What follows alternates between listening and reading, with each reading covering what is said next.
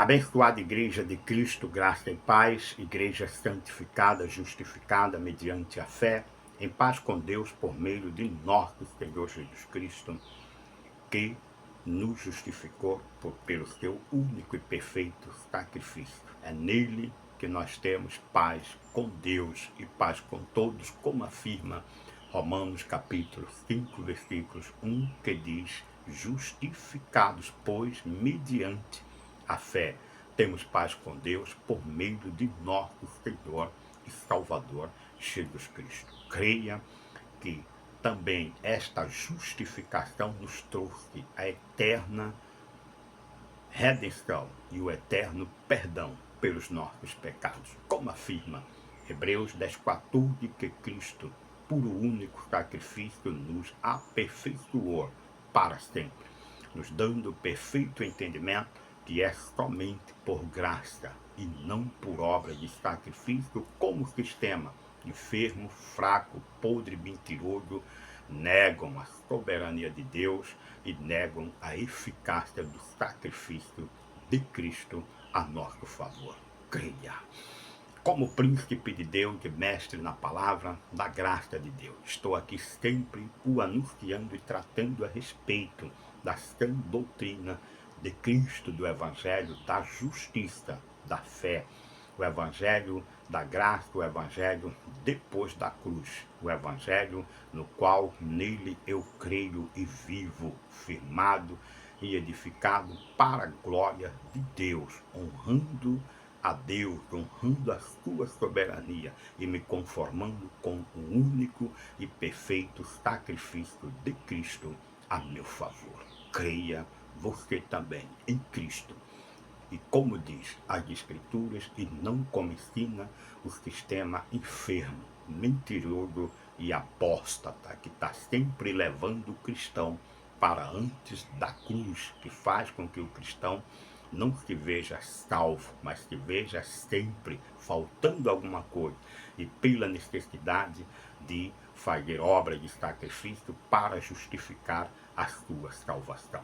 Giselmo, os que crêem no Evangelho antes da cruz, como se dá isso? Se dá pelos falsos profetas, falsos pregadores, com suas doutrinas várias e estranhas, que não crê na absoluta e perfeita obra de Cristo a nosso favor, que afirma a Escritura que Cristo veio e tirou os nossos pecados de uma vez por todas e para sempre. E a partir de então, deste maravilhoso sacrifício, ninguém pode mais imputar pecado nos eleitos de Deus. Nem o próprio Deus, Israel. Mostre isso na palavra, ok?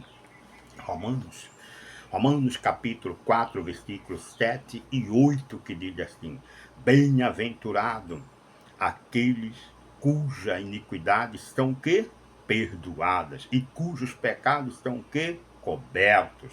Versículo 8: bem-aventurado o homem a quem o Senhor jamais imputará pecados. Então, Giselmo, quem imputa pecado nos homens? É o sistema enfermo, mentiroso, falso teólogo, que está sempre observando de alguma forma como imputar pecado nos homens através da lei de Moisés, porque a lei de Moisés ela veio com um único propósito, de revestir o homem de todos os seus pecados, para que ele entendesse e precisasse de um Salvador.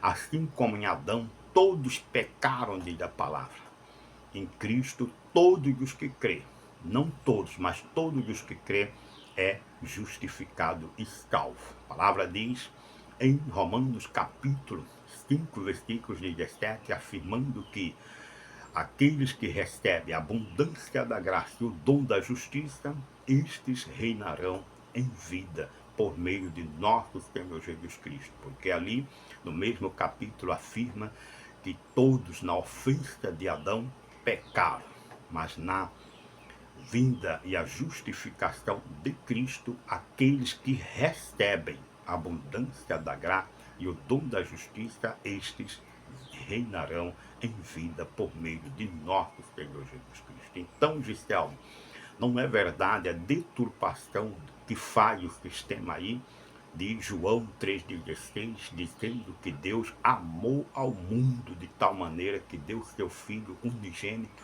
para todos serem salvos pelo livre-arbítrio? Não. A palavra ali tem uma chave, é preciso prestar atenção nas vírgulas da palavra, e a chave ali diz: a todo aquele que crê. E no próprio livro de João, capítulo 10, versículos 26, diz que o próprio Cristo: vós não credes, porque não sois das minhas ovelhas. As minhas ovelhas ouvem a minha voz e me seguem, ou seja, estão salvas.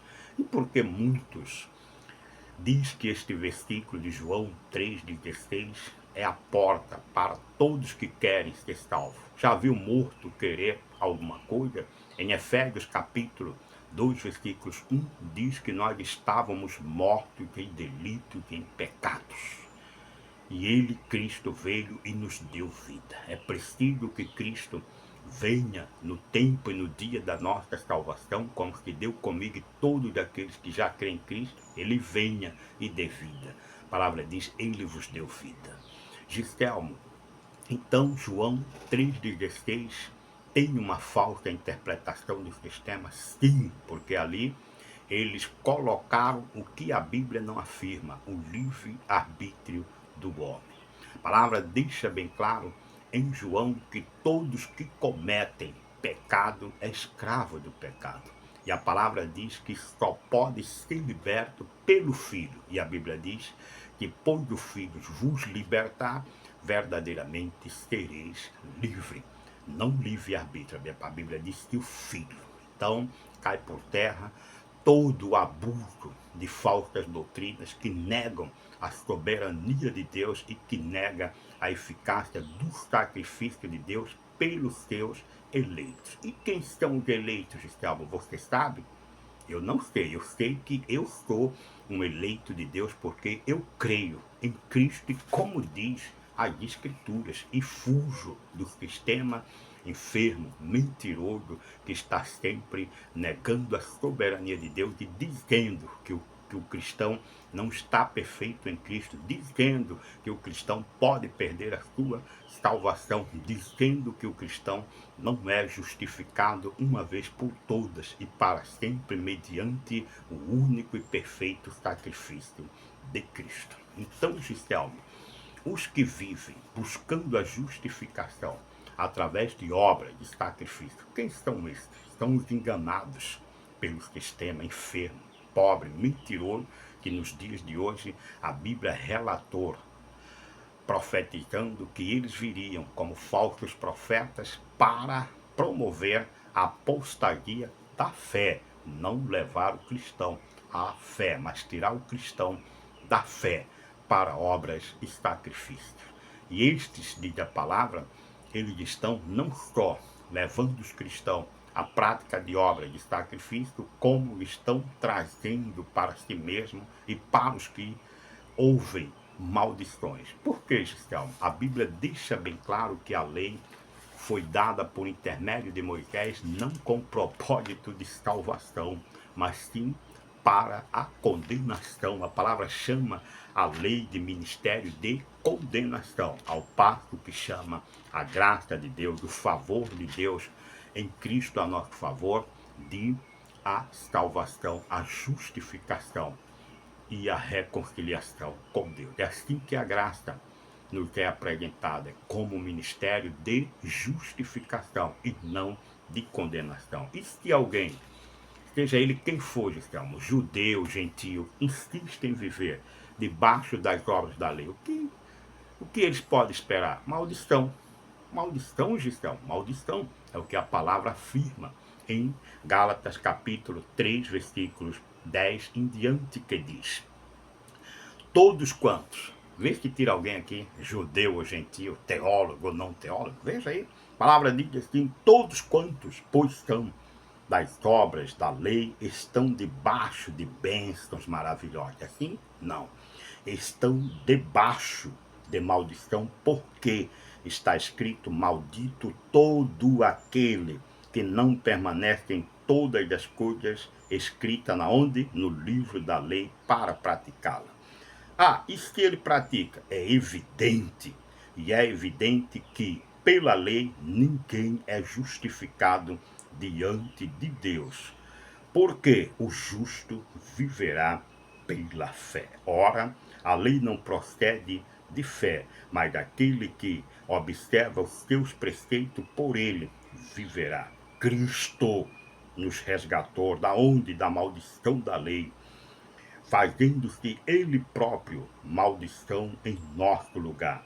Porque está escrito: maldito todo aquele que for pendurado em madeiro, para que a bênção de Abraão chegasse aos gentios em Jesus Cristo, a fim de que recebêssemos pela fé e não por obras o Espírito prometido.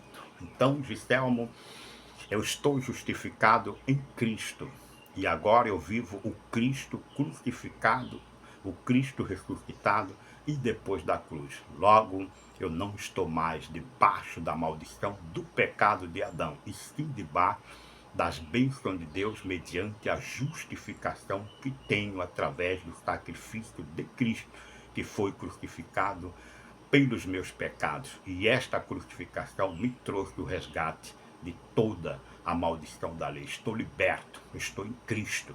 E é evidente que eu tenho que viver somente pela fé, independentemente das obras da lei, como afirma Romanos capítulo 3, versículos 28. Creia que em Cristo nós estamos justificados, sem a necessidade nenhuma de obra de sacrifício. Obra de sacrifício gera maldição, mas a graça e a justificação de Deus por meio de Cristo sobre as nossas vidas traz bênçãos, e a bênção de Abraão. Creia, graça e paz.